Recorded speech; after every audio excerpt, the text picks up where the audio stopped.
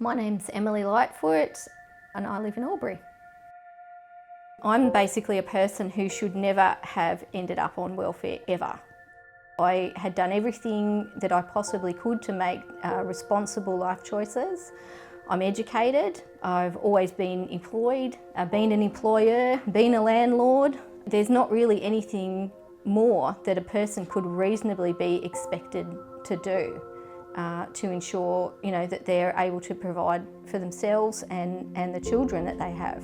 Originally, I was married. We were reasonably well off. We were able to support ourselves. And then we suffered a bank engineered default. We were evicted from our home and we lost a lot of assets, and we went through a period of very extreme financial hardship because of that. I had a young child, and because of all the turmoil surrounding that eventually led to the breakup of my marriage, and I ended up on sole parent payment as a result of that. People who find themselves in the circumstance of being separated and living under one roof are very often confronted with the reality of that situation. There was instability, there was constant conflict between us. It wasn't really pleasant, but we got through it. I got through it, survived. In 2016, my son turned 6.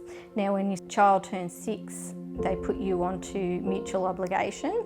So they made an appointment for me with a job service provider, and it was absolutely disastrous.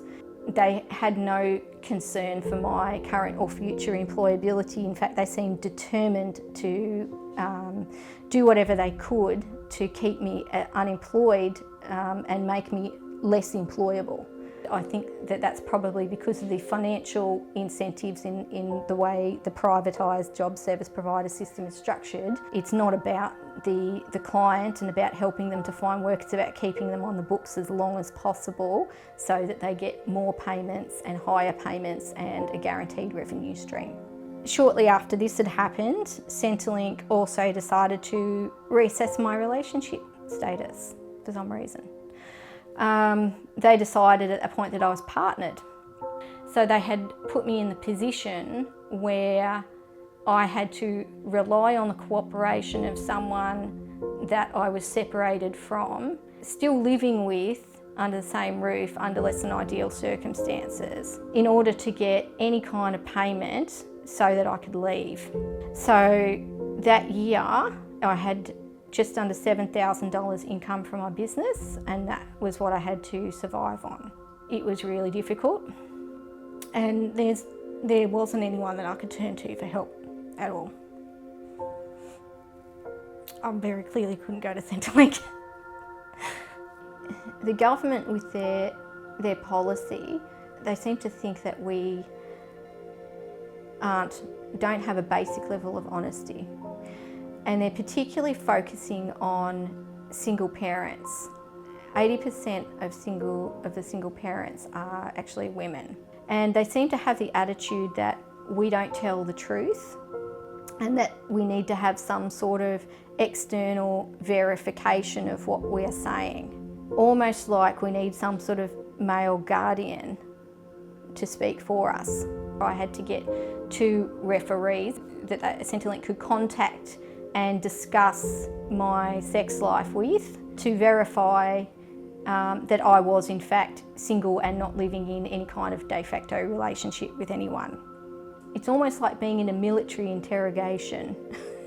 They seem to be seeking evidence to support their predetermined position, which meets whatever KPIs the government set for them. They verbal you, they gaslight you. I found that experience to be extremely traumatic, to be quite honest. And after the last time that I got off the telephone with the review officer regarding the robo-debt, I was shaking for hours afterwards, and I really, I've been through a lot in life and I'm pretty tough. But that was the first time I really felt like I needed counselling. I believe it's a breach of our human rights, it's discriminatory, and it's absolutely disgusting way to treat another human being. and I want it stopped. And if you are a politician and you think that that is wrong too, I want you to stand up and speak up for us and put it on your election platform.